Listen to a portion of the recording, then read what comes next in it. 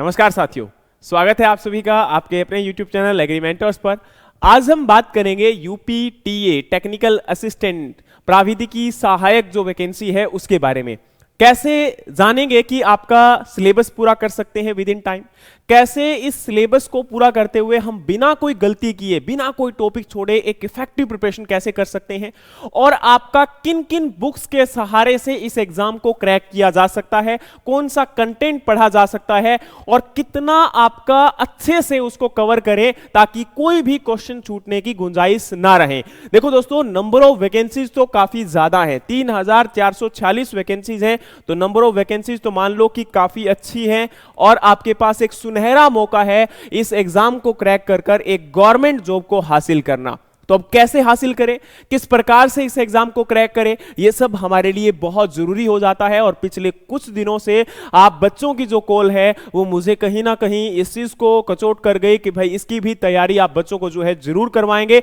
लेकिन उससे पहले मैं आपको गाइड करना चाहूंगा, आपको बताना चाहूंगा कि अगर आप सेल्फ प्रिपरेशन भी करना चाहते हैं तो कैसे कर सकते हैं और कैसे इस एग्जाम को क्रैक किया जा सकता है। आज सारी बातों को डिस्कस करेंगे। तो स्टार्ट करते हैं सबसे पहले इसके एग्जाम डेट के बारे में। तो देखो, एग्जाम डेट को मैं क्यों मेंशन करना चाहता हूं, क्योंकि दोस्तों आपका अभी तक जो आपका कहीं ना कहीं फॉर्म फिलअप डेट की बात करें तो वो आपकी मई एंड तक कहीं ना कहीं चलेगा। तो जब मई में आपका पूरा फॉर्म ही फिलअप होगा तो आपके पास इसका मतलब है कि मिनिमम तो जून के एंड में एग्जाम होगा ही होगा, क्योंकि एग्जाम का जो फॉर्म है उसको कहीं ना कहीं डेट के अंदर अगर हम बात करें, या आपकी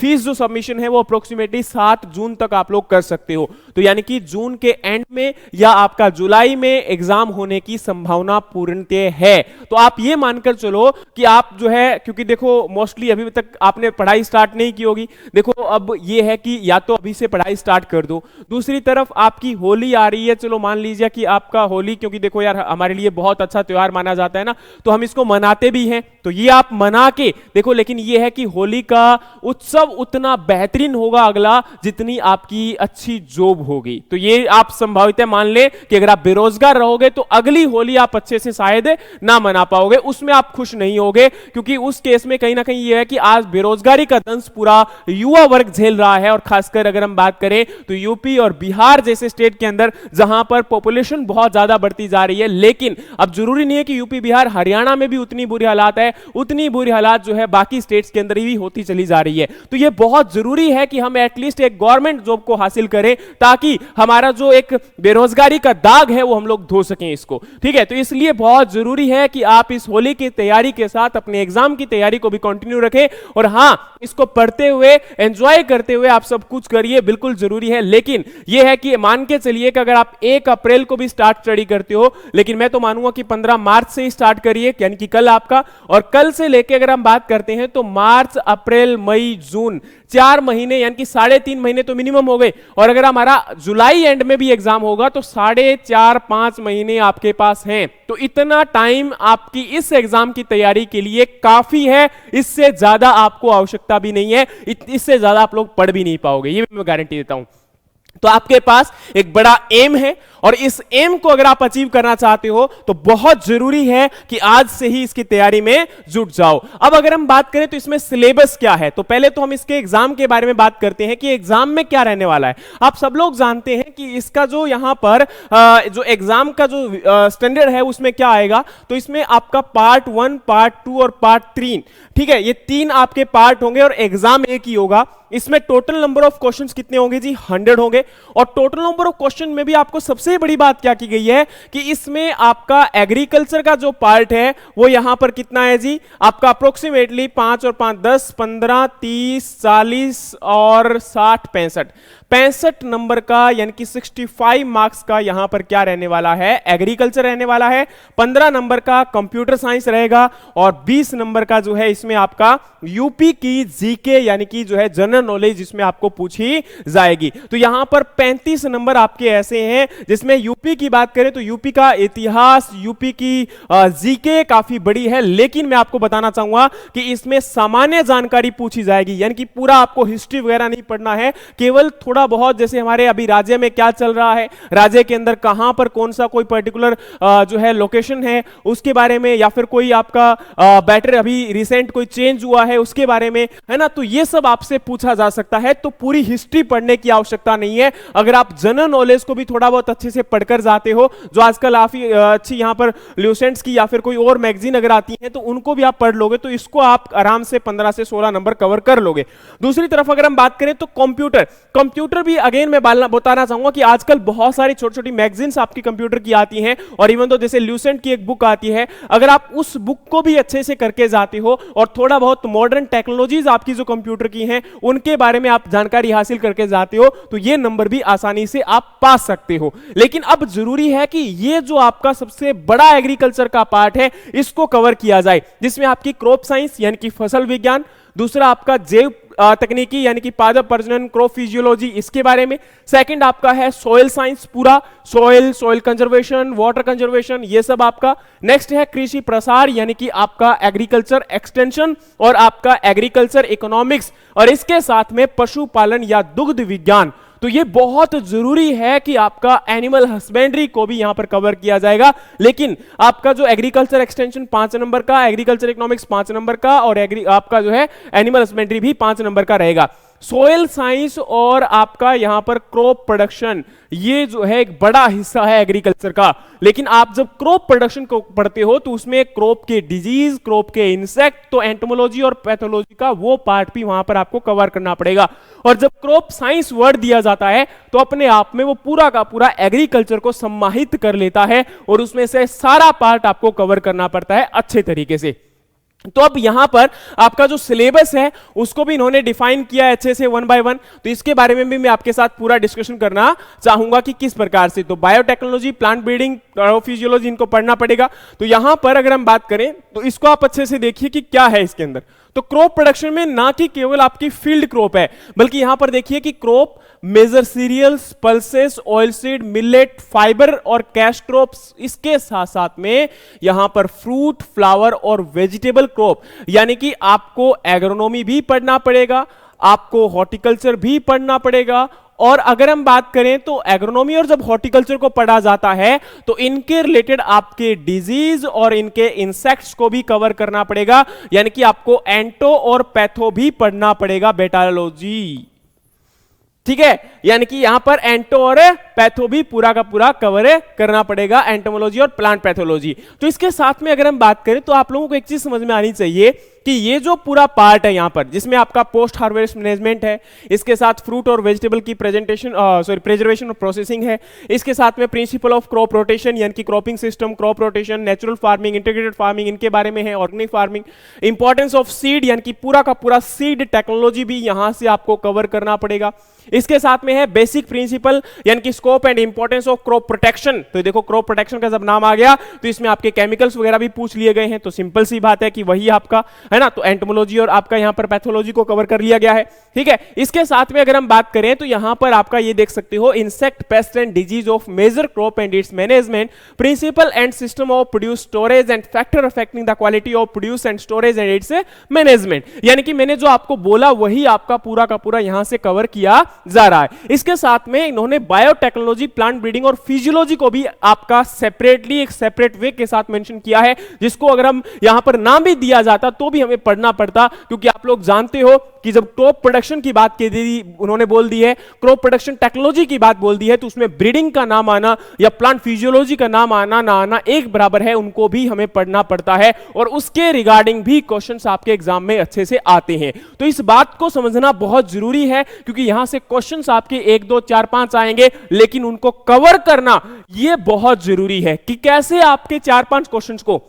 क्या उसके लिए कम पढ़ें या उसके लिए ज्यादा पढ़ें? तो मैं आपको बताना चाहता हूं कि हमारे बहुत सारे टॉपिक ऐसे होते हैं जो समन्वय के साथ आपके कवर किए जाते हैं, एक दूसरे के साथ इंटीग्रेशन वे के साथ कवर किए जाते हैं, और इनको अगर आप अच्छे से तरीके से पढ़ते हो तो आपको कभी भी किसी दूसरे टॉपिक के साथ रिलेट करने की जो आपकी जो आदत है उससे आप जो है बहुत अच्छे से इनको कवर कर सकते हो। क्योंकि कई बार क्या होता है, बच्चे हर एक चीज को अलग अलग पढ़ते हैं। ऐसा मत करिए, आप कोशिश करिए कि सबके बीच में एक समन्वय स्थापित करिए, सबके बीच में एक इंटीग्रेशन स्थापित करिए, ताकि आप हर एक तरीके से उस चीज को कवर कर सको। तो इस बात को समझना बहुत जरूरी है कि ये जो पार्ट आपका कवर किया जाएगा, जिसके अंदर बायोटेक्नोलॉजी, प्लांट ब्रीडिंग और क्रॉप फिजियोलॉजी है, तो इसमें कोशिश करिएगा कि प्लांट ब्रीडिंग अगर आपका अच्छे से कवर हो गया तो उसके साथ बायोटेक्नोलॉजी का पार्ट और क्रॉप फिजियोलॉजी ऑलरेडी हमारी क्रॉप के साथ हम लोग क्या कर लेंगे, इसको कवर कर लेंगे, है ना। तो इसको अगर आप क्रॉप प्रोडक्शन को अच्छे से कर रहे हो, हर एक क्रॉप को 1 बाय 1 आप कवर करोगे, तो हर एक क्रॉप की फिजियोलॉजी हमारी यहां पर क्या हो जाएगी, डिफाइन हो जाएगी, इसको हम लोग स्टडी कर पाएंगे। उसके साथ आपकी सॉइल और वाटर कंजर्वेशन, ये तो आपको पूरा डिटेल में पढ़ना पड़ेगा कि हर एक चीज और हर एक टॉपिक, जैसे हमने एग्रोनॉमी को पढ़ना है वैसे ही पूरा का पूरा हमारा सोइल साइंस को भी फोकस करना पड़ेगा। तो ये दो तो आपके ऐसे चैप्टर रहेंगे, दो तो आपके ऐसे सब्जेक्ट रहेंगे जो आपके जी जान है, और हर संभव इनको जो है आपका पूरा कवर करना पड़ेगा। नेक्स्ट हम बात करेंगे तो एग्रीकल्चर एक्सटेंशन, तो इसमें से भी आपका पूरा बोला गया है कि principle of agriculture extension, rural development, agriculture extension methodology, audio video visual aids, classification and importance, training, objective importance and its type, different type of programme, scheme and government of India, state government run for the welfare and farmer and rural development, agriculture economics and scheme, role of agriculture in 1 trillion economy of UP, economic reform in agriculture sector, concept of important export, formulation of plants of agriculture and principle of agriculture statistics, principle of importance of agriculture economy, MSP of different crop, agriculture marketing, यानी कि एक भी हिस्सा आपका agriculture economics का इसमें छुआ, इन्होंने ऐसा नहीं छोड़ा जो आपका जो है इसको टच नहीं किया हो। तो इस बात को समझिए कि जो आपका एग्रीकल्चर का पार्ट है ना, तो इसको यहां पर हर तरीके से हमें क्या करना पड़ेगा, कवर करना पड़ेगा। लेकिन अब मैं आपको बताना चाहूं कि एग्रीकल्चर इकोनॉमिक्स और एग्रीकल्चर एक्सटेंशन का आप लोगों के साथ एक मैराथन सेशन, हमने एग्रोनॉमी का, सोइल का मैराथन सेशन एक बार आपके साथ पूरा लिया हुआ है। उनको अगर आप लोग देखोगे तो मैं आपको वादा करता हूं कि उसमें से बहुत सारे क्वेश्चंस आपके जो हैं एज इट इज कवर हो जाएंगे, अगर आप उनको एक बार भी अच्छे से देखते हो और उसको अच्छे से कवर करते हो। तो इसके साथ साथ में यहां पर जो एनिमल हस्बेंड्री का मैराथन सेशन है, ये भी हमने आपको प्रोवाइड करवाया हुआ है, जिसके अंदर ये सारे टॉपिक्स आपके कवर किए हुए हैं। लेकिन अब इंपॉर्टेंट है कि इनको भी 1 बाय 1 हम आपके साथ कवर करने की कोशिश करेंगे, और हम कोशिश कर रहे हैं कि आपका इस जो है कल आपकी 15 तारीख से क्या करें, 3 दिन का एक डेमो सेशन आपके साथ लेकर आने जा रहे हैं, जिसमें आपके साथ 3 दिन में 3 टॉपिक को कवर किया जाएगा। और आपको जो प्रीवियस डेमो सेशंस है उनका भी वीडियो इसी वीडियो के डिस्क्रिप्शन लिंक में मिल जाएगा। उनको आप लोग देखकर, उनको आप लोग ऑब्जर्व करके हमारे साथ भी जुड़ सकते हो। अगर आप सेल्फ प्रिपरेशन करना चाहते हो तो मैं आपको कुछ बुक्स का यहां पर गाइडेंस करूंगा कि जिसके द्वारा आप लोग इनको है इस सिलेबस को पूरा कवर कर पाओगे। तो देखो, एक तो आपकी यहां पर बुक जो है अरुण कात्यान की जो बुक है, क्योंकि मैं आपको बोलना चाहूंगा कि उसमें जो वॉल्यूम 1 और वॉल्यूम 2 है, उन दोनों वॉल्यूम में जो आपका सिलेबस है, उसको सिलेबस को 1 बाय 1 अगर आप कवर करोगे तो मैं ये मानता हूं कि आपका काफी अच्छे तरीके से ये कवर हो जाएगा। यहां पर एक तो बेसिक बुक आपकी ये रही, दूसरी अगर आप नेमरा सुंदा भी पढ़ते हो तो बुराई नहीं है, क्योंकि बुक अच्छी है, ऐसी बात नहीं है, बेसिक्स को कवर करने के लिए। लेकिन इससे आपका अगर काम नहीं चले, आपको लगता है कि ये बुक तो हम बहुत अच्छे से पढ़ चुके हैं, तो फिर उस केस में एक एग्रोनॉमी के लिए बुक है जो आपका पूरा क्रॉप प्रोडक्शन और क्रॉप फिजियोलॉजी वगैरह सबको कवर करता है अच्छे से। उसमें सीड का भी पार्ट आपका काफी अच्छा कवर हो जाता है। तो वो आपकी है एग्रोनॉमी फैक्ट्स फॉर कंपटीशन, ठीक है। इस बुक को आप अगर परचेज करोगे तो इसमें आपका काफी हद तक पार्ट क्या हो जाएगा, का कवर हो जाएगा। तो यहां पर इसको आप परचेज कर सकते हो, ठीक है। इसके अलावा अगर हम बात करें तो यहां पर आपका और क्या है जिसको आप कवर कर सकते हो, तो हॉर्टिकल्चर की बुक आप लोग जो है एग्रीमेंटर्स के द्वारा जो handbook of horticulture exchange, handbook of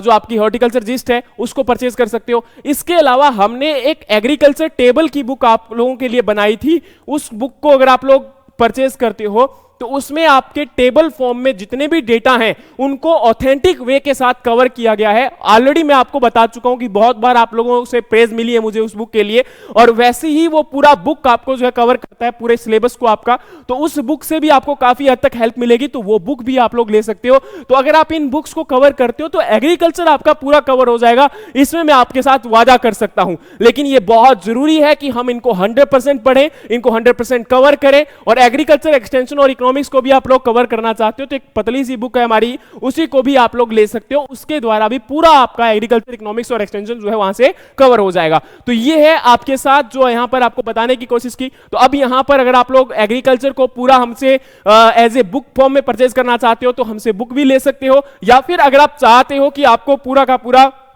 package चाहिए तो डेफिनेटली वो भी हम आपको प्रोवाइड करवा सकते हैं। और नाम मात्र आप लोगों से फीस ली जाएगी 2,999 रुपए, क्योंकि अब इससे कम करना हमारे लिए संभावित पॉसिबल नहीं है। इस फीस के साथ हम ये पूरा आपका एग्रीकल्चर का जो 65 क्वेश्चन है इनको कवर करेंगे, ये हमारा वादा है। एग्रीकल्चर के भी एग्रीकल्चर का जब आप कोर्स लोगे तो उसमें आपके जो कंप्यूटर साइंस के नोट्स है ये भी हम आपको उपलब्ध करवाएंगे पीडीएफ फॉर्म में एप्लीकेशन के अंदर, उसको भी आप लोग पढ़ पाओगे। लेकिन हम आपका जो यूपी का जीके है वो कवर नहीं करेंगे और कंप्यूटर की क्लासेस भी हम प्रोवाइड नहीं करवाएंगे। लेकिन आपका एग्रीकल्चर की क्लासेस और कंप्यूटर के नोट्स हम आपको उपलब्ध करवाने का प्रॉमिस करते हैं, ये हमारा आपसे वादा है। इस सिलेबस के अकॉर्डिंग ये आपके साथ एक पूरा का पूरा प्रॉमिस है। बाकी अगर आप हमारे बुक लेक्चर को ना ज्वाइन करके अगर आप हमसे बुक्स को परचेज करना चाहते हो तो मोस्ट वेलकम, आप 9306021110 पर हमें कॉल कर सकते हैं और हम इस पूरे सिलेबस को कवर करने की आपके साथ प्रॉमिस करते हैं कि एक इफेक्टिव वे के साथ